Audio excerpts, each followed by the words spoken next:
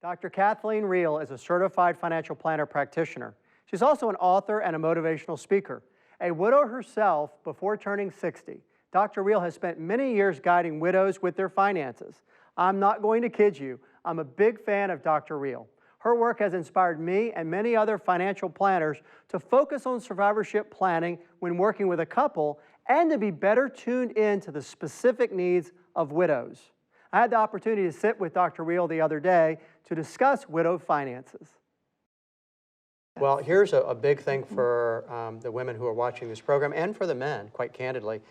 The statistic you cited that some 70–80% of women are going to die a widow, what does that then mean for their finances today if they're married or if they're not? But what does that mean today? What should they be thinking about and being involved and participating? Yeah, and another statistic with that is that a widow may live like another 15 years on her own. And so that's handling the finances as well as everything else that's out there.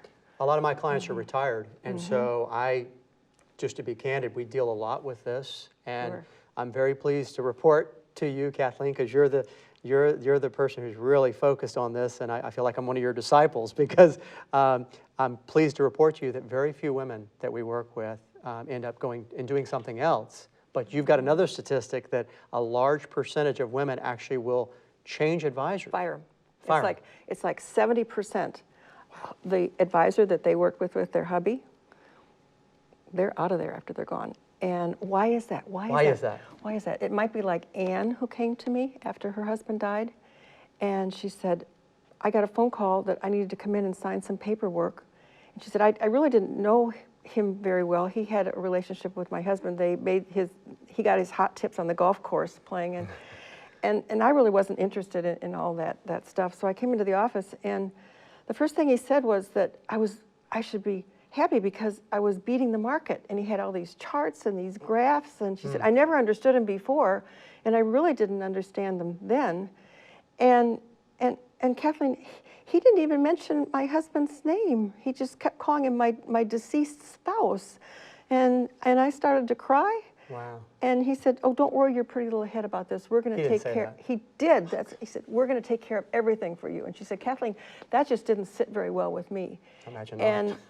And I just left. And his secretary called me the next day and tried to set up an appointment. And I said, I was busy. I had something else to do. And that's when I talked to my friend Betty. And Betty said, you were so helpful after her husband died. And so that's why I'm here. Am I going to be okay, Kathleen? Can I still live in my house?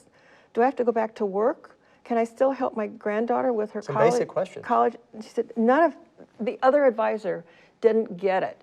He just thought beating the market, that was the highest goal. All about the investments. No, not about the investments. Didn't care about where she was really, didn't understand her grief. And so she was part of that statistics. And not only she left, but her money left with her. Right. So this seems like an extreme example of what you're sharing, but this is a pretty that's very typical. Typical. Very that's typical. Very, very typical. So the next obvious question then is to avoid having to, because that's not a pleasant thing, having to uproot your finances while you're going through that, difficult mourning period. Yes. What should women be doing to make sure that she and her husband are working with an advisor that she can work with on her own if he's not there? Yeah, that is so important, to have that safety net, if you will, lined up. And as a couple that came to me when both of them were still just fine, and the husband said, I'm here mainly because I want my wife to learn about this stuff. He said, she says it's boring, that we don't need to talk about it, that I do such a great job on it, but I want her to learn about it.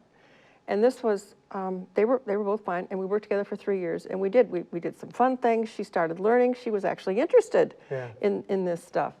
And then he began going downhill. It was almost like he had a premonition, and he developed Alzheimer's. Wow. And then he eventually passed.